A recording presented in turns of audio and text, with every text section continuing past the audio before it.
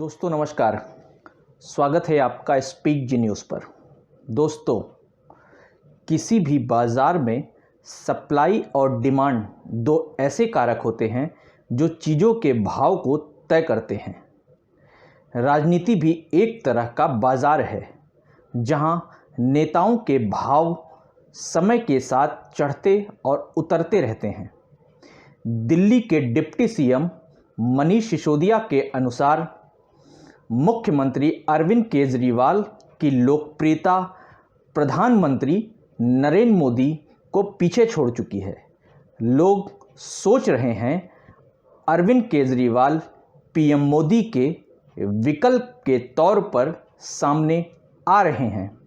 संसद के दोनों सदनों से राष्ट्रीय राजधानी क्षेत्र संशोधन विधेयक पारित होने के बाद दिल्ली में अब अरविंद केजरीवाल के लिए करने को कुछ ज़्यादा रहा नहीं है। आने वाले समय में हो सकता है कि अरविंद केजरीवाल अन्य राज्य की तरफ अपना रुख कर सकते हैं, लेकिन मोदी के विकल्प के तौर पर खुद को सर्वस्वीकार्य नेता घोषित कर देना उनकी राजनीतिक हड़बड़ी के अलावा और कुछ नहीं है। दिल्ली की राजनीति में अरविंद केजरीवाल ने सप्लाई और डिमांड का भरपूर ख्याल रखा। राजनीति में एक विकल्प के तौर पर उभरे अरविंद केजरीवाल ने दिसंबर 2013 में 49 दिनों की सरकार चलाने के बाद 2014 के लोकसभा चुनाव में सीधे नरेंद्र मोदी को चुनौती दी थी। केजरीवाल वह चुनाव 3,71,784 वोटों के अंतर से हार गए थे, लेकिन इस हार ने ही उन्हें 2015 में दिल्ली का मुख्यमंत्री बनने में मदद की थी।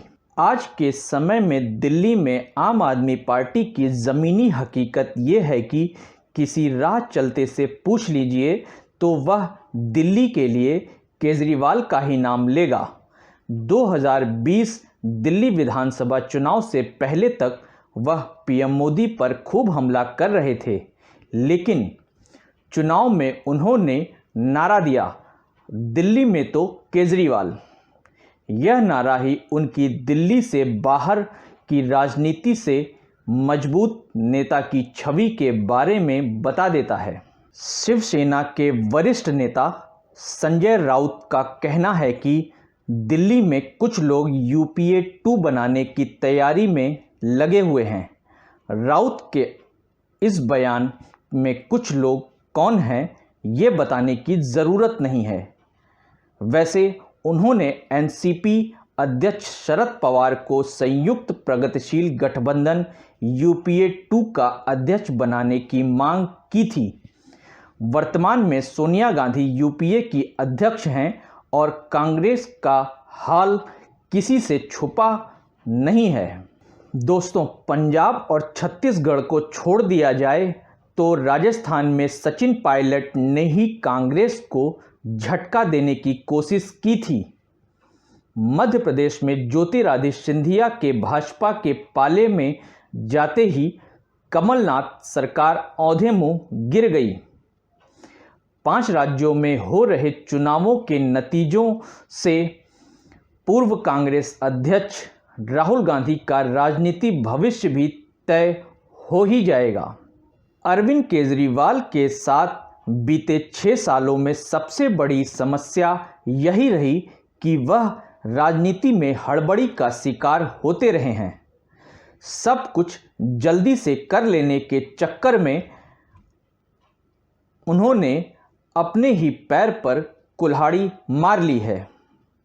हर बार खुद को नई पार्टी बताने वाले केजरीवाल को राजनीति में अभी अपने वरिष्ठों से बहुत कुछ सीखना रह गया है। वह राजनीति के इशारों को पढ़ने में अभी पारंगत नहीं हुए हैं। यही वजह है कि 2019 में 40 लोकसभा सीटों पर लड़ने वाली आम आदमी पार्टी केवल एक सीट पर सिमट कर रह गई। 2014 की तरह 2019 के लोकसभा चुनाव में दिल्ली की एक भी सीट पर आम आदमी पार्टी की जीत नसीब नहीं हुई थी।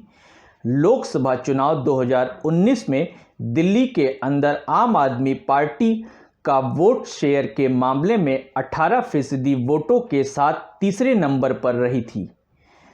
बीते 6 सालों में केजरीवाल ने एक ही राज्य में खुद को केंद्रित न करने और संभावनाएं तलाशने अन्य राज्यों तक जाने में दिल्ली में खुद को कमज़ोर कर लिया। हाँ, इसमें कोई दो राय नहीं है कि भाजपा दिल्ली के सीएम से डरी हुई है। राष्ट्रीय राजधानी की सत्ता में लंबे समय से वनवास भोग रही भाजपा कुर्सी तक पहुंचने के लिए अपनी हर तिकड़म लगा रही है।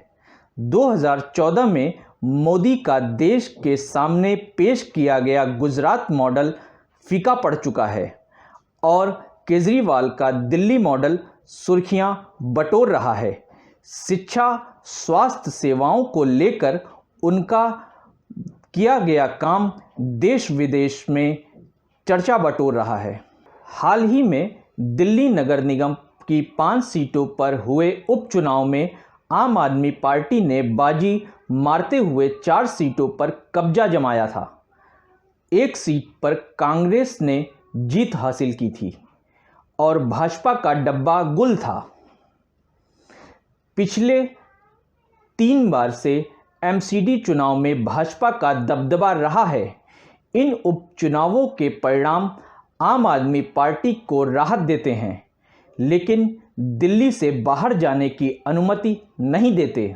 आम आदमी पार्टी के लोकतांत्रिक ढांचे में अरविंद केजरीवाल से ऊपर कोई नहीं है और यही बात कांग्रेस के समकक्ष खड़ा कर देती है। कुमार विश्वास और योगेंद्र यादव जैसे कई बड़े नाम इसका उदाहरण रहे हैं। वर्तमान कांग्रेस नेता अलका लांबा ने आम आदमी पार्टी छोड़ते समय यही बात कही थी।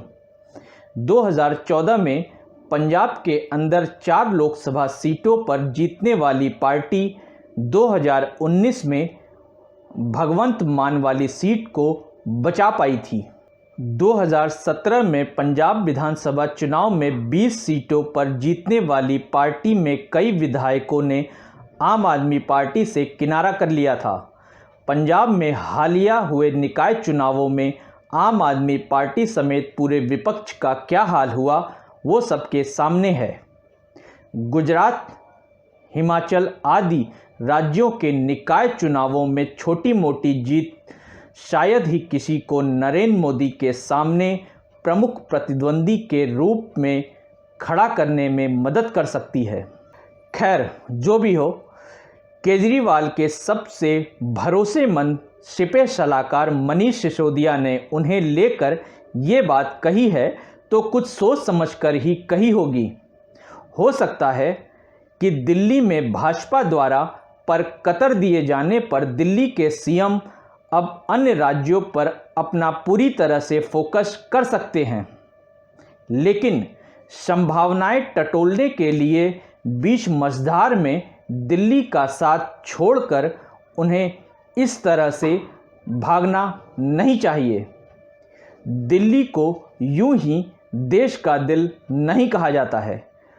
कुल मिलाकर विकल्प की राजनीति के तौर पर आए अरविंद केजरीवाल अभी नरेंद्र मोदी का विकल्प नहीं बन सकते हैं। उनके लिए अभी दिल्ली दूर है। दोस्तों, आपको हमारा ये वीडियो पसंद आया हो तो लाइक और कमेंट ज़रूर करें और जिन्होंने भी हमारा चैनल अभी तक सब्सक्राइब नहीं किया है कृपया कर वो हमारा चैनल सब्सक्राइब कर लें और सब्सक्राइब के साथ साथ बेल आइकन ज़रूर दबाएं ताकि हमारी हर खबर उन तक जल्द से जल्द पहुंच सके।